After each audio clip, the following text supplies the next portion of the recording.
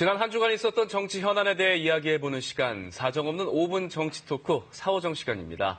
앞서 보도에서도 보셨듯이 황교안 대표의 단식 농성이 오늘로 6일째 접어들었습니다. 네, 공수처법과 선거법 개정안 처리가 이루어질 때까지 계속하겠다는 입장인데 강대강 대치 속의 여야의 행보 알아보겠습니다. 영지대 김영준 교수와 함께합니다. 네, 교수님, 지난 22일에 지소미아 종유 유예가 결정이 됐는데 황교안 대표의 단식은 지금까지도 이어지고 있습니다. 이 단식 어떻게 보고 계시나요? 일단은 황교안 대표 스스로 분명하게 얘기를 한 것은 세 가지 조건을 냈었지만 핵심은 선거법 개정입니다. 그렇죠. 왜냐하면 이제 선거법이 개정이 되고 연동형 비례대표제가 채택이 되면 두 가지 이제 난제에 해당되거든요. 자유한국당 입장에서는 첫 번째는 보수 대통합이 결과적으로 어려워질 수밖에 없는 거고요.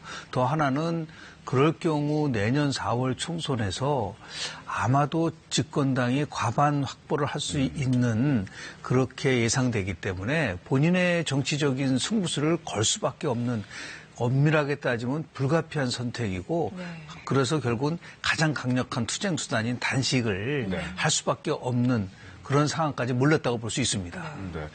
여당에서는 이제 황교안 대표의 단식 행보에 대해서 갑질 단식이다, 황제 단식이다 이렇게 비판에 나섰는데, 비판은 여당에서 하고 있지만은 정치 일정에 대한 우려는 있지 않겠습니까? 있죠. 왜냐 아무리 그렇다 하더라도 제1야당 대표가 단식한다는 것을 무거운 마음으로 받아들여야 됩니다. 저는 이제 선거제도를 수십 년간 연구한 학자 입장에서 봤을 때 게임의 룰이기 때문에 이것을 합의 없이 처리할 경우에는 두 가지 문제가 발생이 돼요. 하나는 선거에 대한 전면 보이콧가 나올 가능성이 있고요. 두 번째는 뭐냐면 선거 결과에 대해서 받아들일 수 없다라고 하는 투쟁이 나온다고 한다면 선거라는 게 민주주의 꽃인데요. 이러한 절차상에서의 여야 합의를 통해서 정말 파국은 막아야 된다. 그렇다고 한다면 저는 아직까지 충분한 그런 협상의 여지는 있다고 봅니다. 지소미아와 관련돼서도 좀 유예 결정이 나온 것처럼 이 여야 합의를 통해서 여하튼 간에 이런 선거법 개정을 좀 마무리했으면 좋겠다는 생각이 좀 들고요. 야당 대표의 이런 단식도 이제 빨리 합리적 절차를 거쳐서 좀 종식이 돼서 나름대로 국민들에게 새로운 변화의 모습을 좀 보여줬으면 좋겠다는 말씀을 좀 드립니다. 네. 황교안 대표의 단식 오늘로 6일째 이제 일주일이 거의 다 돼가는데 이 지지율에는 변화가 있었습니까? 실은 이 문제와 지지율과는 조금 별개인 것 같아요. 예를 들어서 지금 황교안 대표는 그냥 본인의 자유한국당의 미래를 위해서 결정했다고 한다면 표심은 실은 지금은 여러 가지도 있지만 민생과 경제 문제에 상당히 중점을 두고 있고요. 특히 이제 지지율 변화의 핵심적인 중도층의 경우는 가장 크게 보고 있는 것은 혁신과 개혁입니다. 그러니까 어느 정당이 변화를 주느냐에 따라서 지지율이 왔다 갔다 하기 때문에 이 단식과 별개로 지금 그래서 여야 모두가 쉽게 표현하면 물갈이도 하겠다, 변화도 하겠다고 얘기를 하는데요. 이것을 국민들이 체감할 수 있는 변화와 더불어서 민생과 관련된 정말 중요한 정책 이슈를 어느 정당이 들고 나오냐에 따라서 이 민심이 변화되는 것이지 이런 단식이나 투쟁 이거 가지고는 저는 변화가 크게 올 것 같지는 않습니다.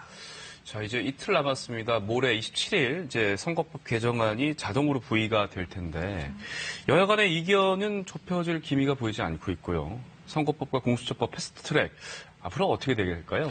부의하고 상정은 다릅니다. 그러니까 부의라는 거는 이제 언제 어느 때든 간에 본회의에 상정할 수 있는 것이고요. 상정을 할 수 있는 그 나름대로의 권한은 문희상 의장이 좀 갖고 있다고 볼 수 있는데요. 이 문제를 해결하기 위해서는 저는 두 가지 측면을 좀 고려해야 되는데요.